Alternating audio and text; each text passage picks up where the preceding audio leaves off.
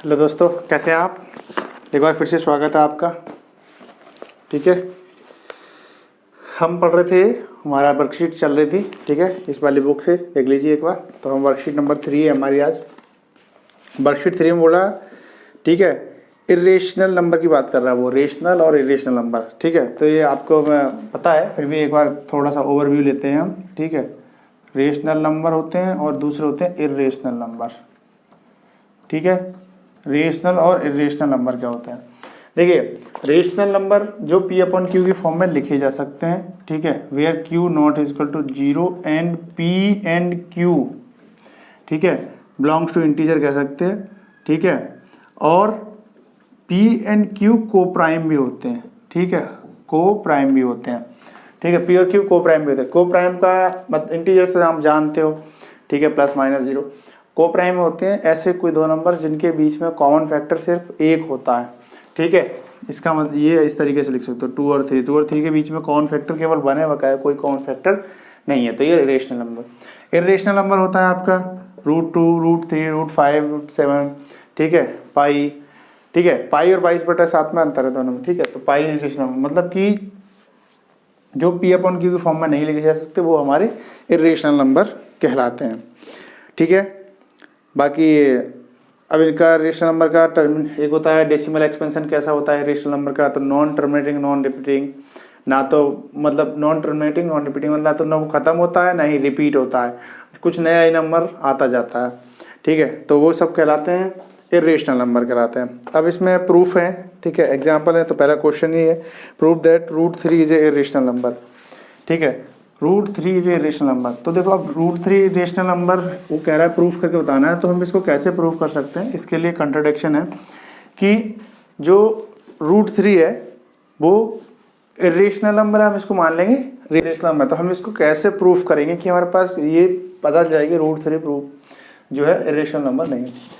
ठीक है, सपोज करो आप गार्डन में हैं, ठीक है, और एक बेबी है, तो वो अब बोलता है मदर इसकी कि मतलब ये मेरा बच्चा है, आपको कि नहीं ये आप मेरा इनका बच्चा नहीं है। तो आप कैसे प्रूव करोगे, ये प्रूव करो कि ये इनका बच्चा नहीं है। फिर कुछ क्वेश्चंस करो या फिर मतलब जैसे कोई इशारे करे, हर किसी के निकनेम होता है वो बुलाई, तो रॉन्ग एजम्पशन के साथ हम फिर सही उत्तर लाते हैं। तो इसमें भी क्या है, रॉन्ग एजम्पशन देंगे हम। ठीक है, कि √3 जो अगर इरेशनल नहीं है तो हम मानेंगे उसको रेशनल नंबर है।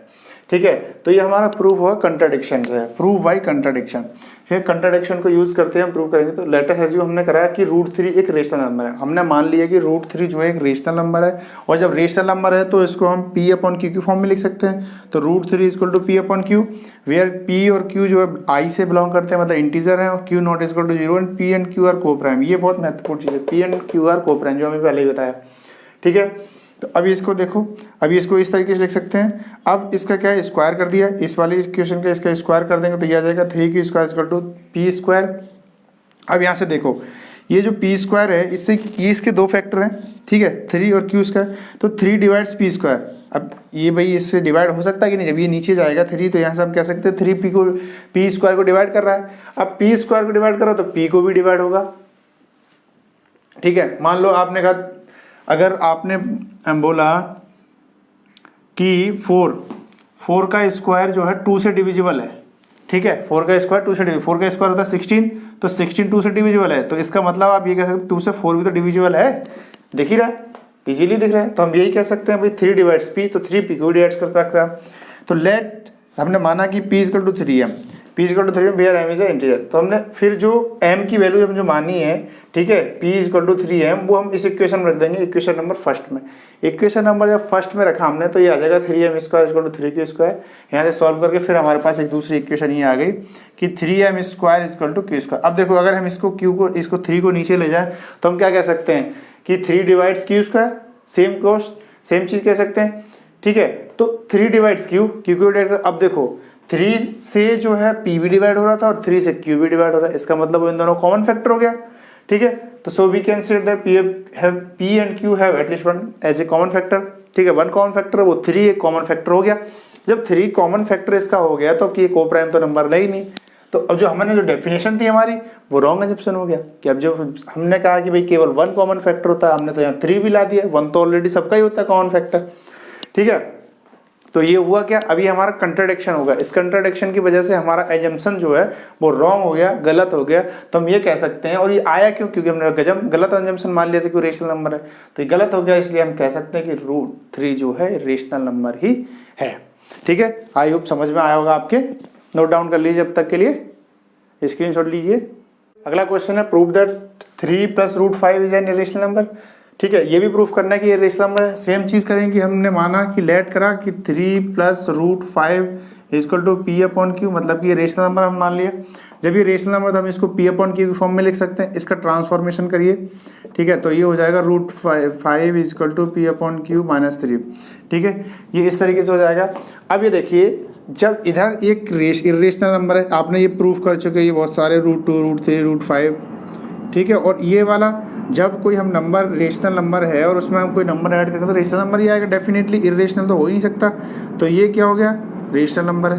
अब भाई ये कैसे पॉसिबल है कि रेशनल नंबर और इरेशनल नंबर बराबर हो जाएगा, ये तो इम्पॉसिबल सा केस हो गया ना। पनीर और आलू का रेट तो सेम हो ही नहीं सकता ना किसी भी कीमत पे। ठीक है, तो ये रेशनल नंबर है और ये रेशनल नंबर है, तो ये कॉन्ट्राडिक्शन ऑलरेडी कॉन्ट्राडिक्शन हो गया। तो हम कह सकते हैं कि ये जो हमने एजम्पशन माना वो गलत था, तो ये जो नंबर है वो क्या है हमारे पास, इरेशनल नंबर ही होगा। ठीक है, वास्तविक और अवास्तविक संख्या इनको हिंदी में बोलते हैं। ठीक है, इसी तरीके से अगला क्वेश्चन भी इसका है, वो आप कर लेंगे सेम। इसमें प्लस दे रखा था, उसमें माइनस दे रखा था। ठीक है, आपकी 3 वर्कशीट हो गई हैं, आई होप आगे भी करते रहेंगे। क्वेश्चन आपको पहले दे रखा है, पहला क्वेश्चन है, इसको इरेज कर देते हैं हम।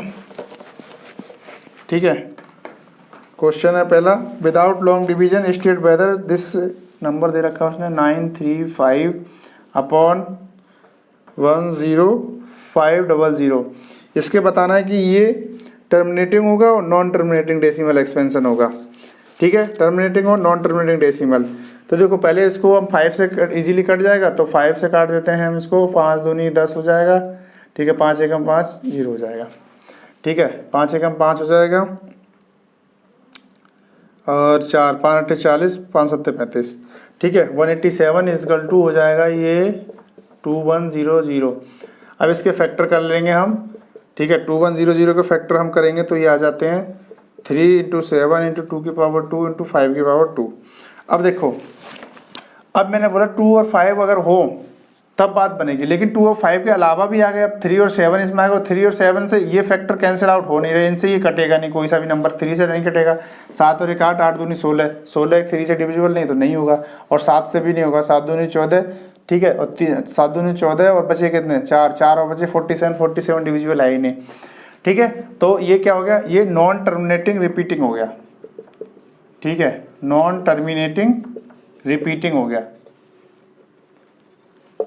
ओके, अब इसके बाद अगला क्वेश्चन है, after how many places the decimal expansion terminate. ठीक है, ये बहुत अच्छा क्वेश्चन है, ये क्वेश्चन आता है आपके में, जरूर आएगा। उसने बोला है कि 51/150 ये दे रखा है, तो ये कह रहा है कि इस कितने संख्या बाद जो डेसिमल एक्सपेंशन है वो टर्मिनेट हो जाएगा, मतलब कि खत्म हो जाएगा। ठीक है, तो उसमें हम क्या देखते हैं, अब इसके फैक्टर करेंगे सेम, फैक्टर वाला मेथड तो अपना नहीं है। 150 के कितने हो जाएंगे, चलो करके देख लेते हैं यहाँ पे। ठीक है, 3 पंजे 15 50, अब 3 से जाएगा नहीं, 2 से जाएगा, 25 हो जाएगा। ठीक है, 5 5 25। ठीक है, तो ये हो जाएगा 51, 51 इंटू नीचे हो जाएगा 2 × 3 × 5 × 5। अब देखो ये 3 नीचे आ जाए, लेकिन 2 और 5 होता तो बात बन जाती, 3 है तो 3 से कैंसिल आउट हो जाएगा। ठीक है, 3 एकम 3 3 7 21, 17 3 51 होते हैं, तो 17/2 to the power 1 × 5 की पावर 2 हो जाएगा। ठीक है, तो अब इसमें हमें लेना क्या होता है, अब ये आ गया हमारे पास 2 और m, और 2 to the power m और 5 की पावर n में आ गया। ठीक है, अब इनमें ये देखते हैं कि हाईएस्ट पावर 2 और 5 में से हाईएस्ट पावर किसके पास है, 2 और 5 में से हाईएस्ट पावर किसके पास है, 5 की पावर है, 5 के पास है, तो हाईएस्ट पावर कितनी है, 2। तो इसका मतलब होगा 2 डेसिमल प्लेस इस पे जो के बाद क्या होगा, जो टर्मिनेट हो जाएगा। ठीक है, आप इसको सॉल्व करके भी देखेंगे तो भी ये टर्मिनेट हो जाएगा। अगला क्वेश्चन है, अगला question, the decimal expansion of the number 327 will terminate after. ये तो सिंपल क्वेश्चन है, मल्टीपल चॉइस क्वेश्चन दे रखा है, 1 decimal places, 2 decimal places, 3 decimal places और 4 डेसिमल प्लेसेस। अब देखो 2 और 5 के फैक्टर में दे रखा है, 2 और 5 के फैक्टर में दे रखा है, तो अब देखो इसमें हाईएस्ट पावर किसके पास है, 2 के पावर पास है, तो इसका मतलब ये 3 है। हाईएस्ट पावर है कितनी वो भी देखनी होती है, तो 3 डेसिमल प्लेसेस के बाद ये क्या होगा, टर्मिनेट हो जाएगा। तो ये ऑप्शन इसका सी सही हो जाएगा। ठीक है, आई होप आपको समझ में आया होगा, सॉल्यूशंस आपके दे रखे हैं। ठीक है, मिलते हैं हम अगली वीडियो में, तब तक के लिए स्टे सेफ, स्टे हेल्दी।